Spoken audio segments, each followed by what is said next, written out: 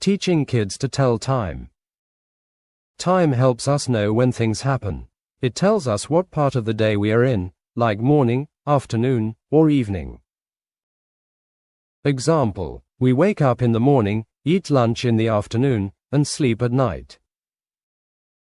The clock and its parts. Analog clock, a round clock with two hands and numbers from 1 to 12. Hour hand, the shorter hand that shows the hour. Minute hand, the longer hand that shows the minutes. Second hand, the thinnest hand that counts seconds. Digital clock, a clock with numbers, like 7:30 or 12:45, showing the time directly.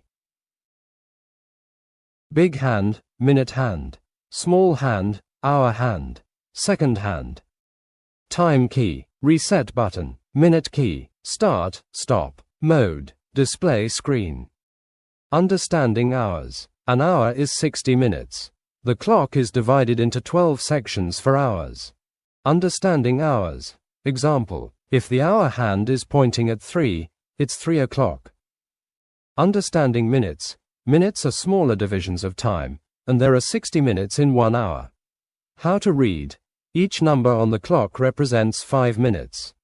Count around the clock. 12 equals 0 minutes. 1 equals 5 minutes. 2 equals 10 minutes, and so on. Example: if the minute hand is on 6, it's 30 minutes past the hour, or half past. Reading the clock. Step 1. Look at the hand first. Step 2. Look at the big hand next. Example: 1. If the hour hand is between 2 and 3, and the minute hand is on 6, it's 2:30. Example: 2. If the hour hand is on 5 and the minute hand is on 12, it's 5 o'clock. AM and PM.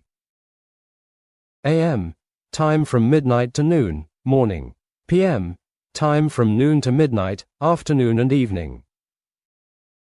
Example: 7 a.m. equals morning, wake up time.